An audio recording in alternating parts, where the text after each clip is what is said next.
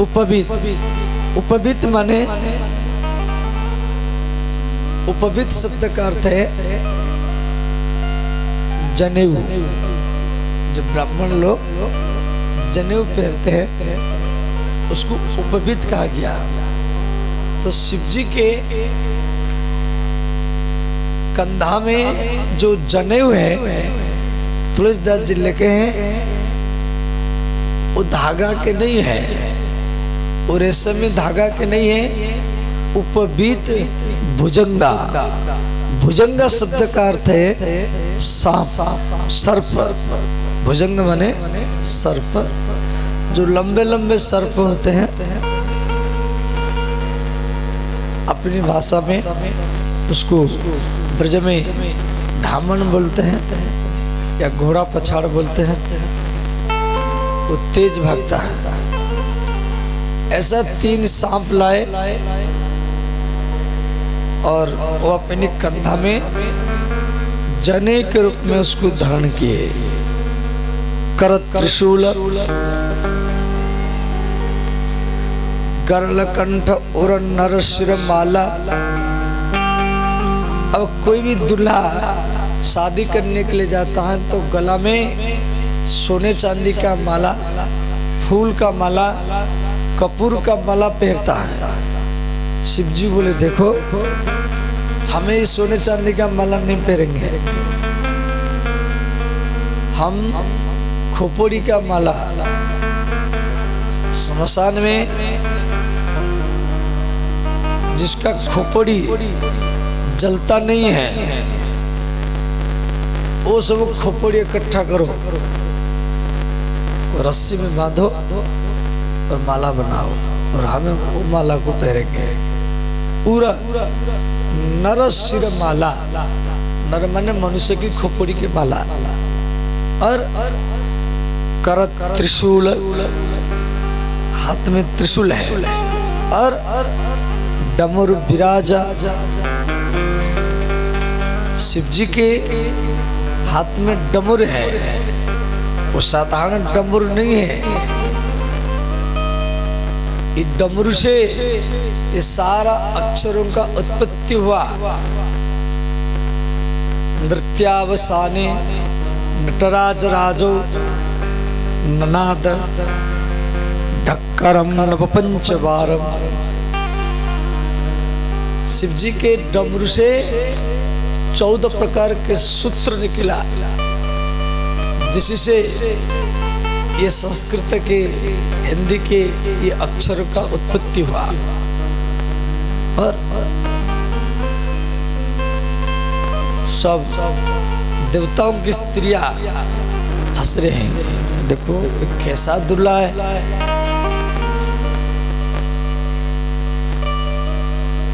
अब कोई दूल्हा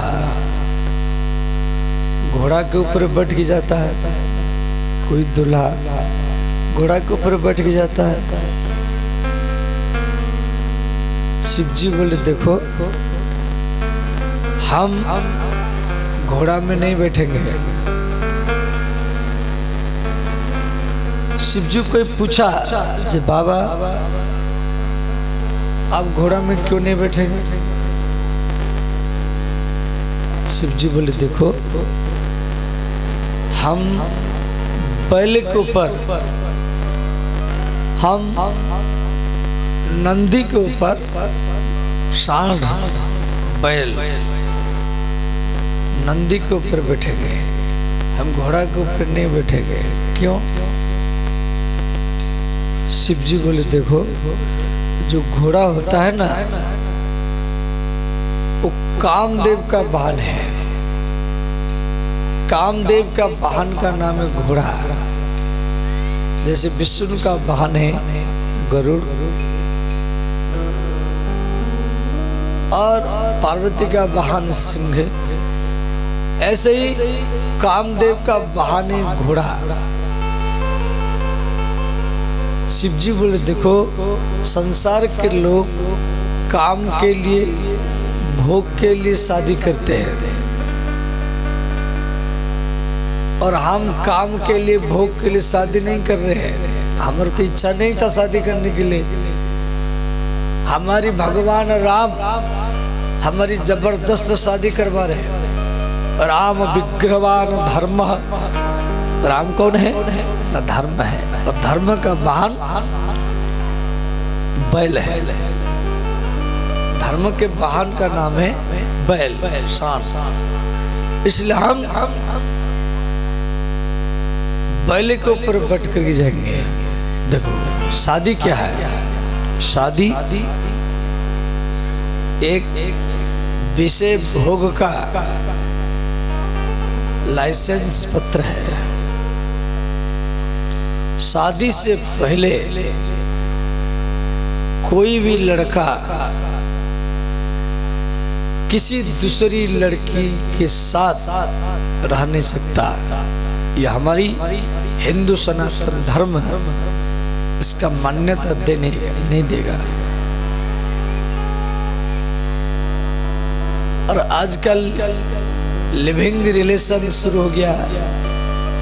प्राय बड़े बड़े बम्बे, दिल्ली, अमेरिका और लंदन, ब्रिटेन के लड़का लड़कियां शादी से पहले वो लिविंग रिलेशन बनाते हैं। कई कई दिन तक वो दोनों कमरा में रहते हैं, 1 महीना, 2 महीना, 4 महीना। फिर उसके बाद क्या होता है, दोनों में झगड़ा हो जाता है। फिर दोनों को तलाक दे देते हैं। कई किसको काट करके फ्रिज में घुसा देता है। कई लड़कियां तो ब्राह्मणी लड़कियां किसी मुसलमान के लड़का से लिविंग रिलेशन रखा और उसको काट काट करके बोरा में बांध करके फेंक देता। ये ठीक नहीं है, ये सनातन धर्म इसका मान्यता नहीं देगा। इसीलिए भगवान शिव घोड़ा के ऊपर नहीं बैठे, हम बैल के ऊपर बैठेंगे। कि घोड़ा जो है कामदेव का वाहन है, और संसार के लोग काम के लिए, भोग के लिए शादी करते, इसलिए घोड़ा के ऊपर बैठ के जाते हैं। अब भगवान शिव बैल के ऊपर बैठे, परंतु वो उल्टा बैठे। उल्टा समझाते, उनका मस्तक पीछे की ओर रहा। कोई भी घोड़ा, कोई भी दूल्हा घोड़ा के ऊपर बैठता है या कार में या रथ में, वो आगे की ओर बैठता है, उसको सब देखे, उसका मुकुट, उसकी चेहरा, इसलिए वो आगे बैठता है। परंतु शिव जी बोले नहीं नहीं, हमको किसको दिखाना नहीं है, हम अपने मस्तक पीछे की ओर करके बैठेंगे। भगवान महादेव बैल के ऊपर बैठे और उनका मस्तक पीछे की ओर रहा, और बराती कैलाश से चला। इधर पर्वतराज हिमालय, एक कैलाश से लेकर के, हिमालय से लेकर के कैलाश तक हर जगह जगह में सबके ठहरने के, खाने के, पीने के व्यवस्था किया है। कि पर्वतराज, पर्वतों के राजा हिमालय और उसकी बेटी पार्वती का शादी होगा, वो भी ढंग से तैयार किया है। तो श्री भगवान शिव आ रहे हैं।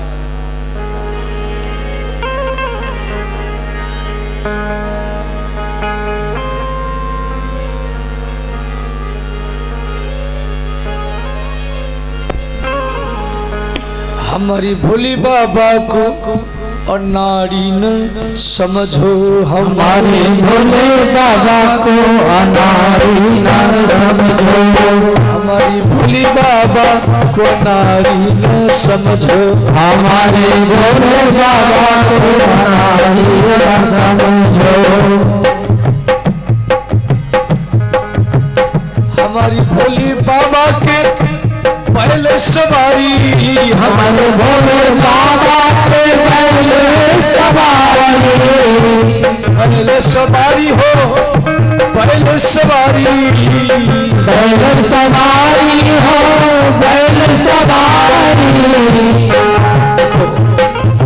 पहले जो सब बनिया लोग थे बिजनेसमैन, वो बैल के गाड़ी में आटा दाल चावल ढोते थे। आजकल तो ट्रैक्टर हो गया, टेम्पो हो गया। अब शिवजी बैल के ऊपर जा रहे हैं, इसका अर्थ तो बिजनेसमैन नहीं है। बैल को देखी व्यापारी न समझो, बैल को देखी व्यापारी न समझो, बैल को देखी व्यापारी न समझो, बैल को देखी व्यापारी न समझो। हमारी भोली बाबा को नारी न समझो, हमारे भोले बाबा को अनाड़ी न समझो। सब गाइए तो हाथ उठा कर गाइए।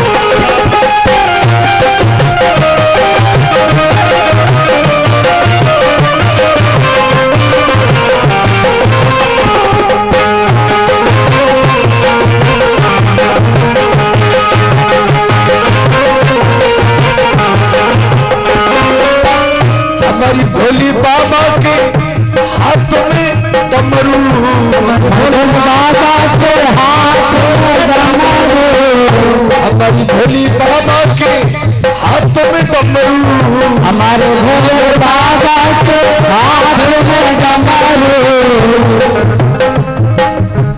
डमरू को देखी मतारी न समझो, डमरू को देखी मतारी न समझो, हमारी भोली बाबा को नारी न समझो, हमारे भोले बाबा को अनाड़ी न समझो।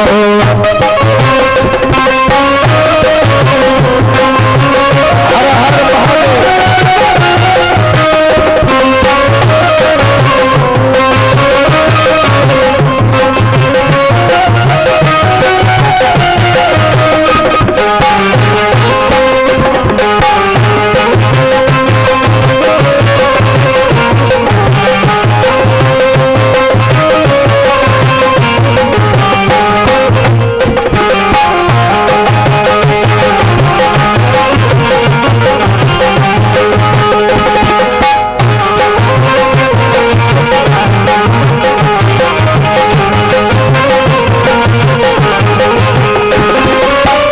हमारे भोले बाबा के बगल में झोली,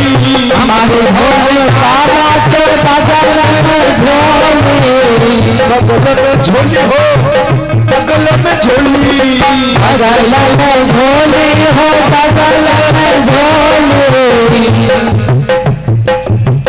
झोली को देखी भिखारी न समझो, झोली को देखे भिखारी न समझो, झोली को देखी भिखारी न समझो, झोली को देखे भिखारी न समझो। हमारी भोली बाबा को नारी न समझो, हमारे भोले बाबा को अनाड़ी न समझो।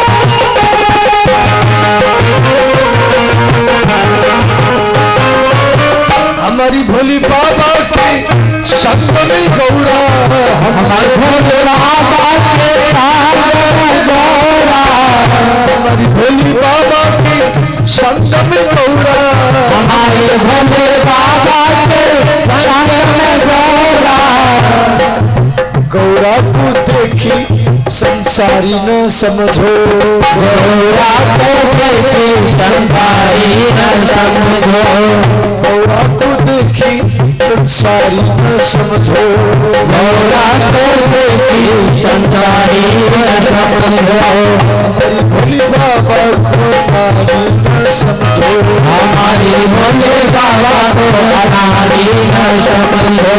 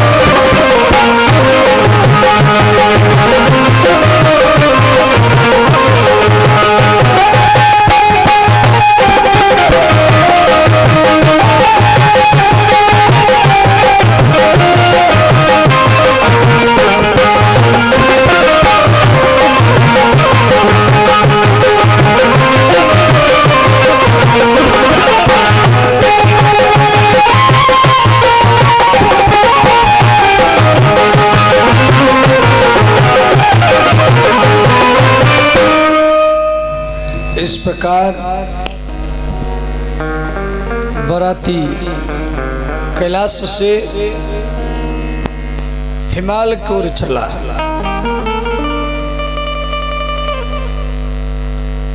तो आगे आगे देवता लोग जा रहे हैं, ध्यान देना।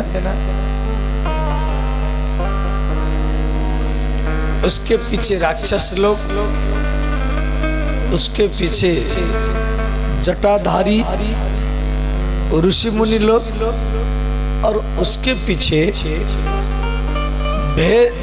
ये भूत प्रेतों के बीच में भगवान महादेव जा रहे हैं। आगे देवता, उसके पीछे राक्षस, उसके पीछे ऋषि मुनि, और उसके पीछे भूत प्रेतों के बीच में भगवान महादेव। बराती हिमालय में पहुंचा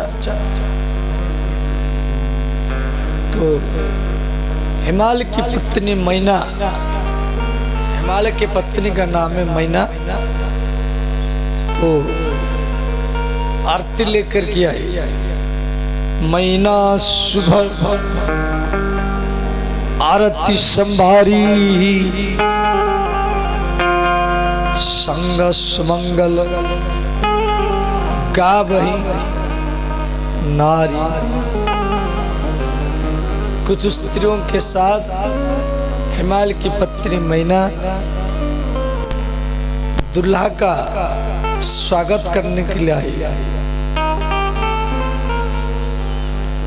तो आगे आगे देवता लोग जा रहे हैं, तो देवताओं के बीच में भगवान विष्णु है।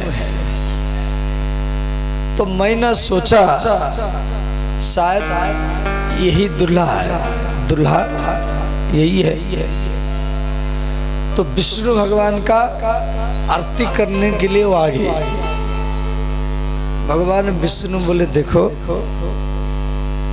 हम दुल्हा नहीं है, हम बराती है, दुल्हा तो पीछे है। अब मैना, हिमालय की पत्नी मैना मन ने विचार की, जिसकी बराती इतना सुंदर है तो दुल्हा कितना सुंदर नहीं होगा, क्यों देवता लोग तो सब सुंदर है।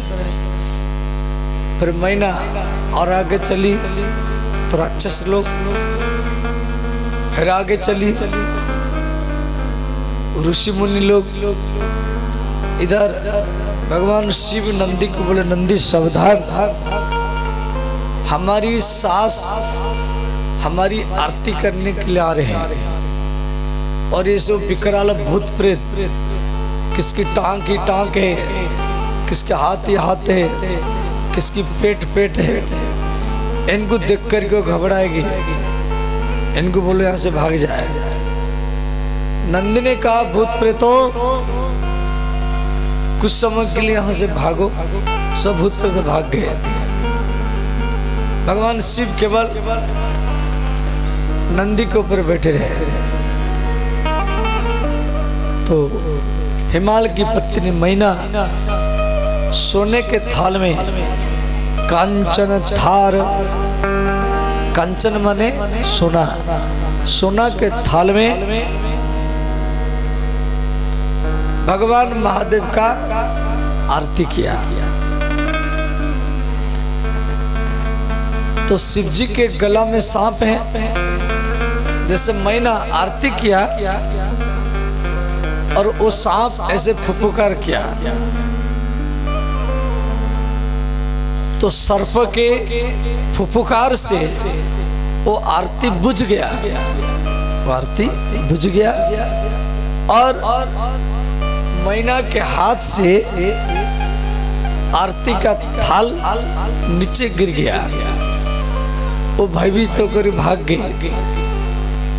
तो जाजी लिखे हैं भागी भवन माने, भवन माने महल।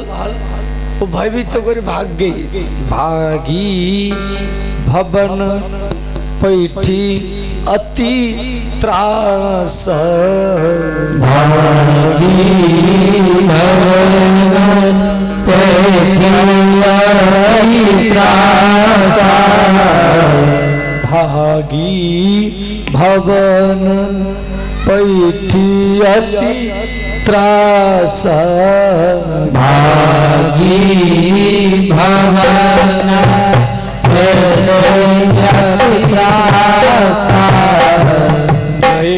महेशु जहाँ जनवास,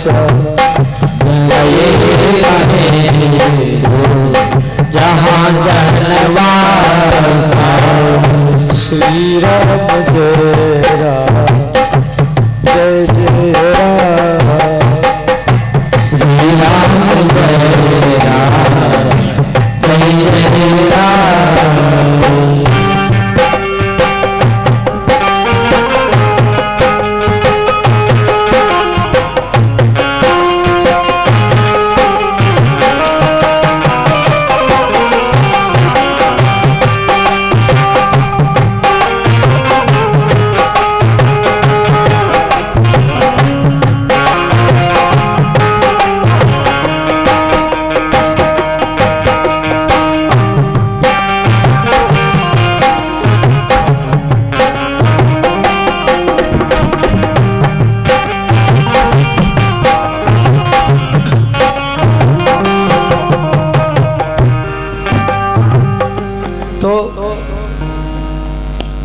भगवान शिव देखे चाहे मेरी स्वागत करने वाले कोई नहीं है। भगवान शिव अकेले चले गए। इधर पार्वती का माँ मैना रोने लगी। नारद जी को गाली दिया। नारद कर में कहा बिगाड़ा, मैं नारद का क्या बिगाड़ा? वो मेरे बेटी को बहका बहका करके और ऐसा दूल्हा सेट किया है जिसकी गला में सांप है। वो बैल के ऊपर बैठ के आया है और नंगा बैठा है, हाथ में त्रिशूल है, डमरू है। तो उस समय नारद जी और वामदेव ऋषि मैना के पास आए और बोले महारानी रो मत, ये पार्वती शिव जी की है। ये तो आपके घर में जन्म लिया, परंतु ये शिव जी की है। आप कन्या दान करो। फिर देवी मैना और हिमालय राज विवाह मंडप में देवी पार्वती का हाथ शिव जी के हाथ में पकड़वाए। पानी ग्रहण जब किन्न महेशा हिया हर्षि तब सकल सुरेशा। जो विवाह में रीति होती है, भगवान महादेव माता पार्वती की माथे में सिंदूर भरे। माथा स्त्री का है, परंतु इसमें जो सिंदूर है उसके पति का है। हाथ स्त्री का है, परंतु इसमें जो चूड़ी है वो उसके पति का है। पैर स्त्री का है, परंतु इसमें जो बिछिया है वो उसके पति का है। गला स्त्री का है, उसमें जो मंगलसूत्र है वो पति का है। तो स्त्री के शरीर में जो भी आभूषण होता है उसके पति का ही होता है। भगवान महादेव माता पार्वती के मांग भरे।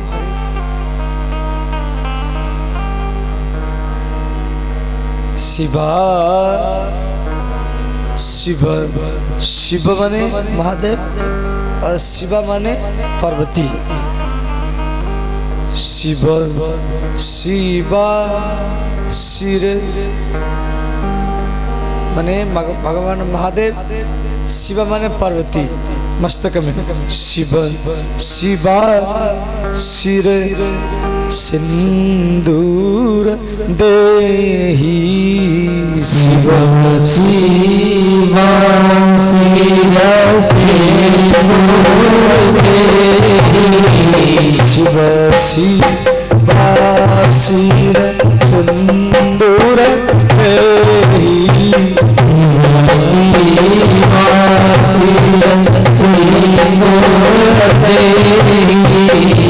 श्री राम जय जय राम। श्री राम जय राम जय जय राम। श्री राम जय राम जय जय राम। श्री राम जय राम जय जय राम।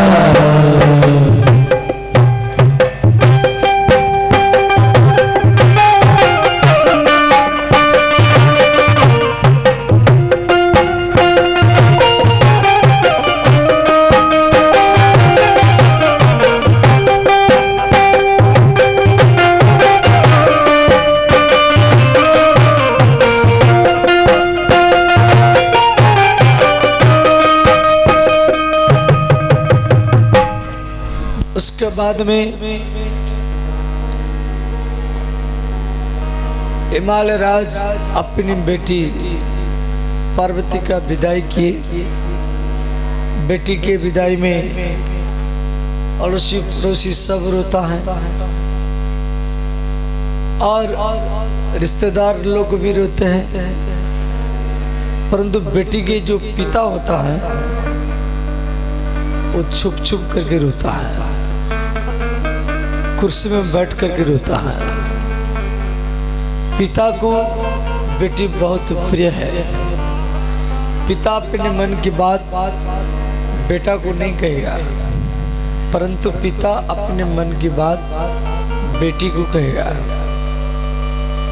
बेटा माता पिता के पास में रह करके जितना सेवा करता है, बेटी दूर में ससुराल में रह करके उससे कई गुना ज्यादा ही सेवा करते हैं। कत विधि सृजी नारी जगमाही,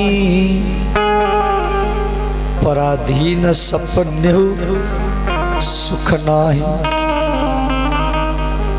पार्वती का विदाई हुआ। भगवान शिव पार्वती कैलाश में पहुंचे और माता पार्वती हाथ जोड़ करके शिव जी को प्रसन्न किया नाथ आप मुझे राम कथा सुनाइए। राम जी की जन्म लीला, विवाह लीला, वनवास लीला, संग्राम लीला, राज्याभिषेक लीला आप मुझे सुनाइए। तो भगवान शिव कैलाश में देवी पार्वती को राम कथा सुनाने के लिए जा रहे हैं। भगवान शिव बोले, हे देवी आप धन्य हो, धन्य धन्य हो गिरिराज कुमारी, तुम समान नहीं को उपकारी। पूछे रघुपति कथा प्रसंगा,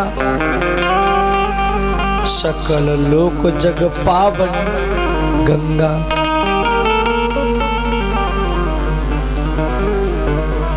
भगवान शिव कह रहे हैं, धन्यना जिन हरि कथा सुने नहीं काना। देखो आप जो कान में भगवान की कथा सुन रहे हैं, माने कान के द्वारा आप भगवान का पूजा कर रहे हैं।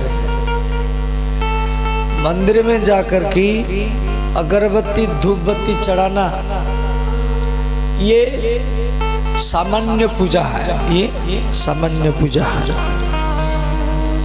परंतु राम कथा में आकर के भगवान की कथा सुनना ये विशेष पूजा है। समझ गए ये बात को? तुलसीदास जी लिख रहे, जो आप जो कान में कथा सुन रहे हैं, कान के द्वारा भगवान का पूजा कर रहे हैं। मैं बोल रहा हूं तो मैं मुख के द्वारा भगवान का पूजा कर रहा हूं। हाथ का पूजा क्या है? इसी पंडाल में झाड़ू लगाना, दरी बिछाना, गद्दा बिछाना, कुर्सी लगाना। यहाँ राम कथा प्रेमी आएंगे, कथा सुनेंगे। इसी व्यास गद्दे में बैठ करके जो बोलता है उसको जो लाभ मिलता है, इसी पंडाल में जो झाड़ू लगाता है उसको भी वही लाभ ही मिल जाता है। इसी ठंड में मैं जब अब चौमाह से आ रहा था, मैं सोचा कोई नहीं आएगा। हम सोचे भाई ठंडी बढ़ गया, हमारी गला भी बढ़ गया और कोई आएगा कि नहीं आएगा। फिर भी आप लोग को ठंडी सहन करते हुए अपने घर द्वार को छोड़ करके, बच्चों को छोड़ करके, पति को छोड़ करके, स्त्री को छोड़ करके, घर के काम को छोड़ करके, दुकान को छोड़ करके और ठंडी सहन करते हुए इस गोपाल मंदिर में कथा सुनने के लिए आए हैं। आपको हर पग पग में अश्वमेध यज्ञ का लाभ ही मिलेगा। सुधा ये चरण का पूजा है। आंखों का पूजा क्या है? आंखों का पूजा है राम कथा प्रेमियों को दर्शन करना। राम कथा प्रेमियों को आंखों में दर्शन करना, आंख का पूजा। मस्तक का पूजा क्या है? दूसरे के सामने झुकना, दूसरे को प्रणाम करना, दूसरे के सामने मस्तक को झुकाना, ये मस्तक का पूजा है। देखो, जो दूसरे को झुका देता है, जो दूसरे को झुका देता है, वो बड़ा नहीं होता है, उसका अहंकार बढ़ेगा, उसका अभिमान बढ़ेगा। जो दूसरे को झुका देता है वो बड़ा नहीं होता है, जो दूसरे के सामने झुक जाता है वही व्यक्ति ही बड़ा होता है। सुता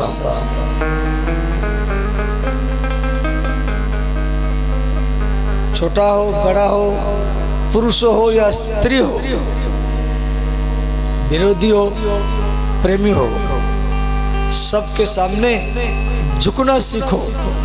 झुकने से क्या फायदा है? 4 ही फायदा होगा। क्या फायदा? ध्यान देना। आप माता पिता, अड़ोसी पड़ोसी, गुरु बस सबके सामने झुकेंगे, प्रणाम करेंगे। पहला फायदा ये है आपका यश प्रतिष्ठा बढ़ेगा, बहुत तेजी से बढ़ेगा।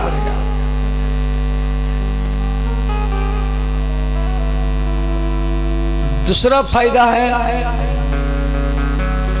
आप दूसरे के सामने सिर्फ झुकेंगे, प्रणाम करेंगे।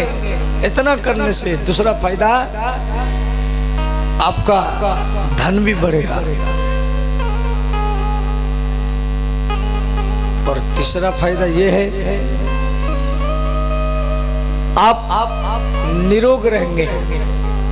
आपको कितना भी कोई रोग हो जल्दी ठीक हो जाएगा केवल झुकने से।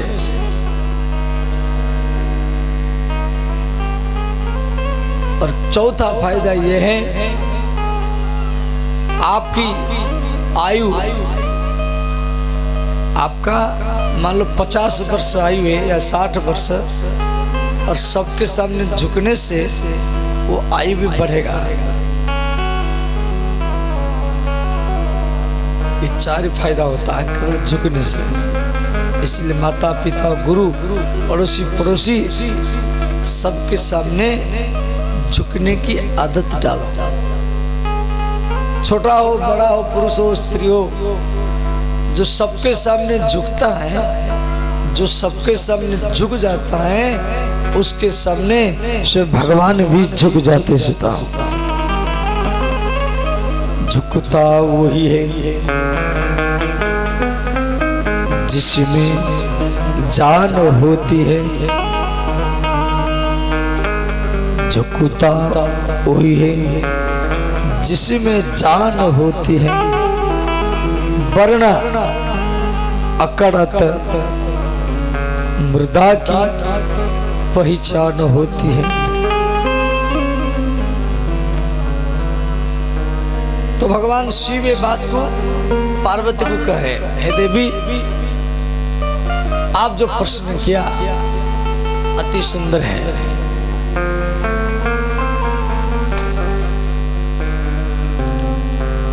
श्री भगवान महादेव कथा शुरू कर रहे हैं।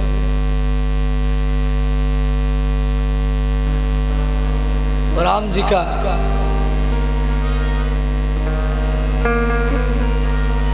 राम कथा सुन दर कर तारी, संशय विहग पूर्ण बनिहारी। सिया राम जय जय राम, सिया राम जय जय राम। राम कथा कली विटप कुठारी, सादर सुन मीरा जगुमारी। सिया राम जय जय राम, सिया राम जय जय राम। सब गाइए, दोनों हाथ उठा कर गाइए।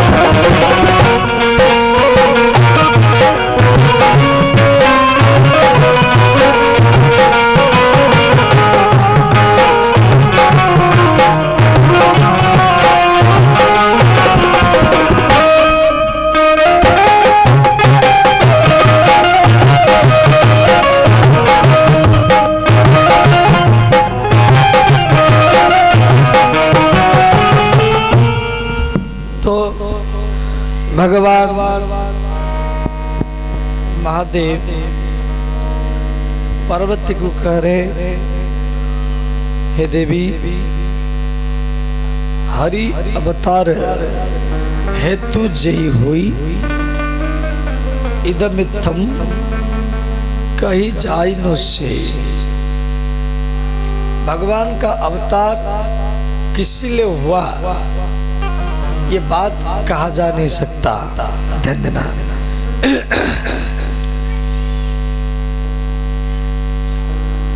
श्री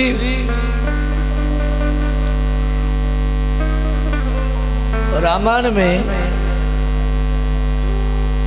रावण भी 4 व्यक्ति रावण बने हैं। रावण भी एक नहीं है। एक बार जय और विजय जो वैकुंठ के द्वारपाल है,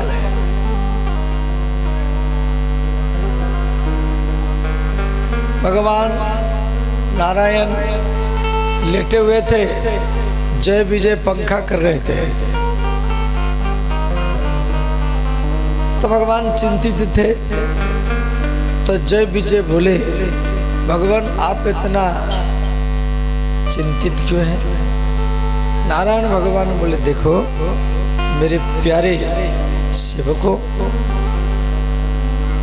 मुझे थोड़ा सा लड़ने का सुख लेना है, लड़ने का सुख।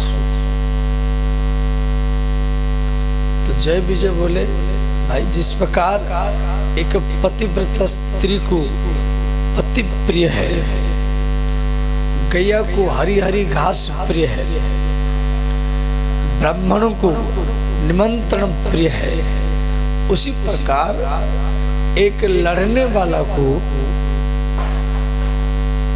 लड़ाई का मैदान ही अच्छा लगता है। तो हम किससे लड़ेंगे? हमारा कोई विरोधी बनेगा तभी तो लड़ेंगे। तो जय विजय बोले, भगवान हम आपका सेवक हैं और आपको सुख देना हमारा कर्तव्य है। हमको आप अपना विरोधी बना दीजिए। तो भगवान क्या किए, सनकादि मुनि को पृथ्वी से वैकुंठ बुलाया। सनकादि मुनि ये 4 भाई है, सनक, सनंदन, सनातन, सनत कुमार। ये 5 वर्ष की उम्र में रहते हैं और ये वैकुंठ में पहुंचे। प्रथम दरवाजा, दूसरा, तीसरा, चौथा, पंचमा, छठवां, ये 6 दरवाजा को पार करके 7वां दरवाजा में पहुंचे। तो जय विजय इनको टोक दिए और बोले, देखो भीतर में घुसने नहीं देंगे। तो सनकादि मुनि बोले, देखो हम 6 दरवाजा पार करके आए, कोई भी हमको नहीं रोका, यार ये दोनों भाई रोक रहे हैं। तो जय विजय को सनकादि मुनि अभिशाप दिए, जो आपको पृथ्वी पर 3 बार राक्षस बनना पड़ेगा। भगवान नारायण आए। तो नारायण भगवान अपने सेवक जय विजय को बोले, रो मत, आप 3 बार राक्षस बनेंगे और हम आपको लाने के लिए 4 बार जाएंगे। तो ये जय विजय सत्ययुग में हिरण्याक्ष और हिरण्यकशिपु बने। हिरण्याक्ष को मारने के लिए भगवान बराह रूप बनाए और हिरण्यकशिपु को मारने के लिए नरसिंह रूप बनाए। और ये त्रेता युग में रावण और कुंभकर्ण बने और भगवान राम के रूप में है। और द्वापर युग में इस शिशुपाल और दंतवक्र बने और भगवान इनको बचाने के लिए कृष्ण के रूप में है। तो एक रावण कौन है न? वैकुंठ के द्वारपाल जय विजय, एक बार रावण बने हैं। दूसरा कौन है? दूसरा है श्री भगवान शिव जी के भक्त जलंधर। जलंधर भी एक बार आकर के रावण बना है, जो कथा शिव पुराण में दिया गया है, परंतु रामचरितमानस में संक्षेप में दिया गया है। तीसरा रावण कौन है? नारद मोह प्रसंग में आप लोग को सुनेंगे, जो शिव जी के दो गण थे।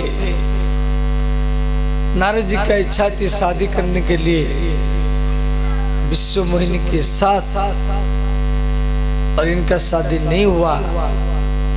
अंत में भगवान शिव जी के जो दो गण थे, वो नारद जी को बोले आप अपना मुख देखिए। तो नारद जी कुआं के पास जाकर के अपना मुख देखे, तो इनका जो मुख था वो बंदर जैसा था।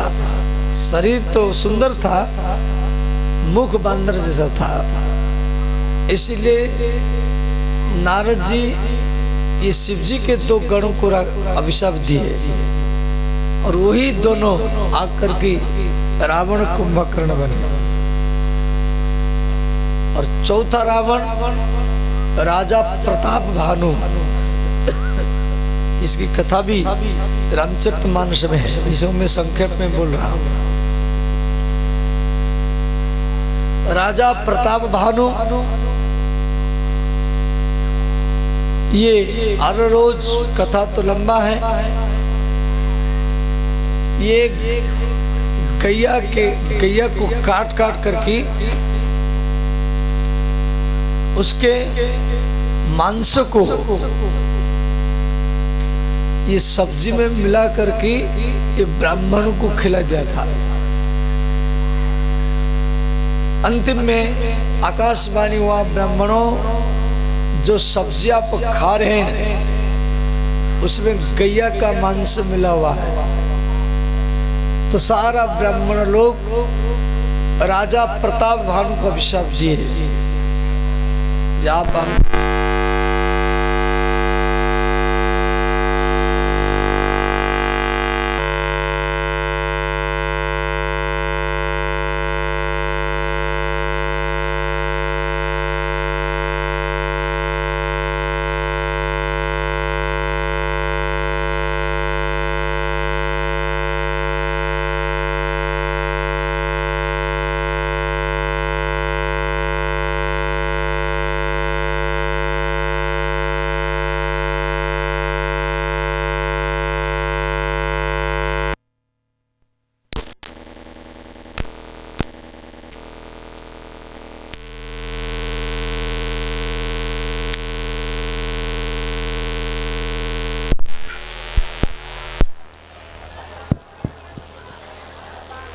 तो ध्यान देना,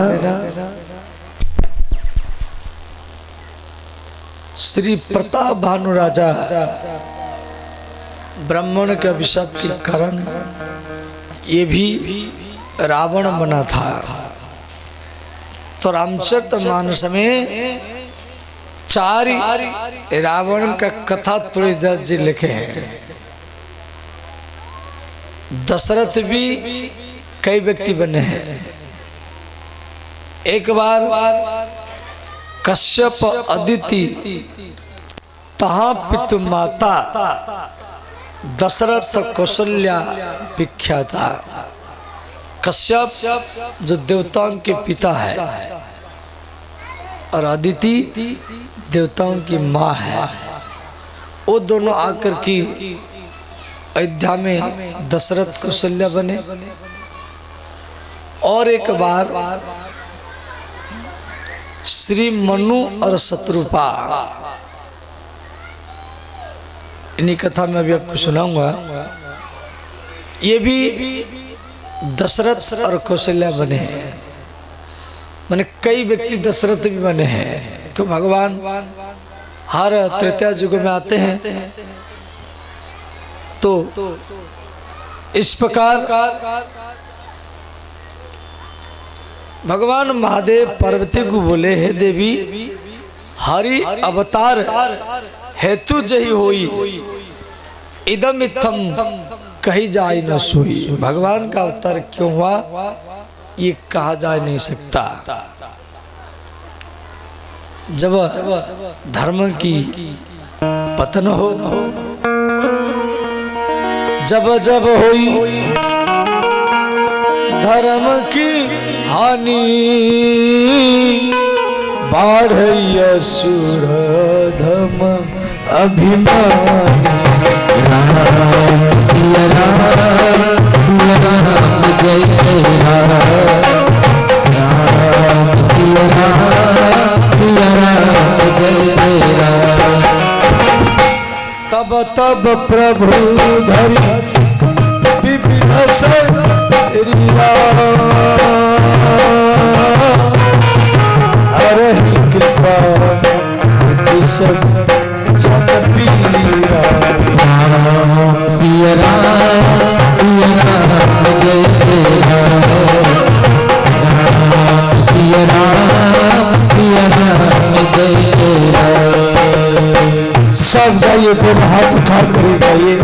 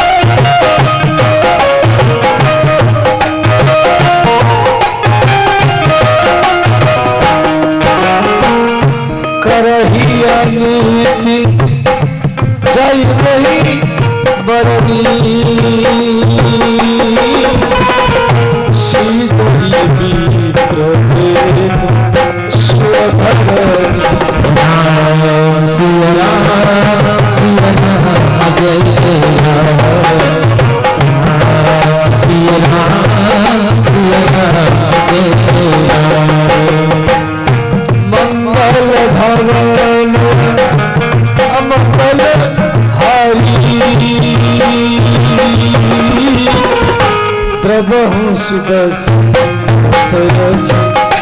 बिहारी।